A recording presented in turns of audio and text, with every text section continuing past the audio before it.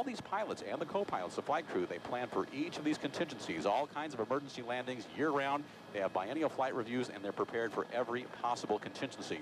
So landing here in about 2, maybe 2.5 minutes, getting closer and closer. Yeah, we're watching this high-definition picture, Bill, and we can see actually from our location with that high-definition camera that you can even see from here that the wheel is still cocked there, still not pointing in the right direction. The pilot is bringing that plane in for a landing now. This JetBlue Flight 292, 140 passengers, 6 crew members on board, coming in now on final approach to LAX, and we will watch this all unfold live here. What is hoped for, the best possible scenario, is that the thing straightens out and it just lands normally on the runway. Or it could end up with the nose skidding down that 12,000-foot runway at LAX. But there is so much equipment there, Michelle. They've got the cavalry out there, it seems like. They've got it covered from the air, from the ground. They've got fire trucks, ambulances, and we should also note there are buses ready to transport the passengers back to the terminal. So they are anticipating and hoping that none of the emergency equipment will be needed and that they'll be using the buses a lot more than they'll be using the emergency gear. Let's watch this thing go. And they've got their weather working in their favor, too. At this time yesterday, there were still some thunder showers in the area showing up on our live Doppler 7000, but today, nice, clear conditions for this plane to come in and make this, emergency landing.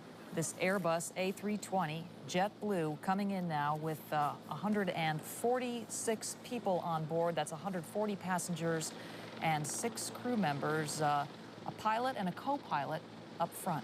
All right, we are watching it now, and it's coming in low and presumably slow now. It's probably crossing the 405 and approaching Sepulveda Boulevard and ultimately the airport. That's runway 25 left.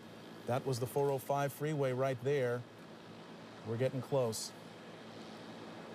25 left, as Mark pointed out, the longest runway at LAX, the one they want to use for emergency landings if they can. And here it comes in now, this JetBlue Flight 292 with that front nose gear pointed sideways. Hold the nose.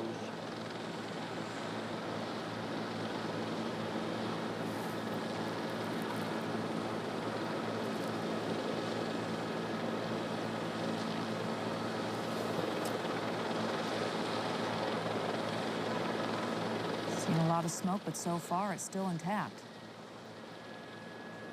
The landing gear. He's now slowing down as best he can.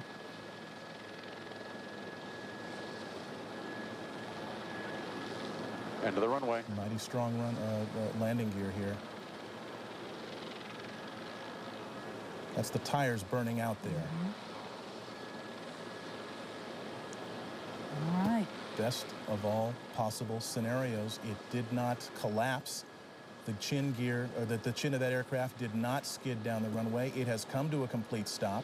They will now have to evacuate the passengers off that aircraft, but they're doing it with the nose gear still in place, albeit with the tires burned away and gone, but you can see no indications of any fire on board this aircraft.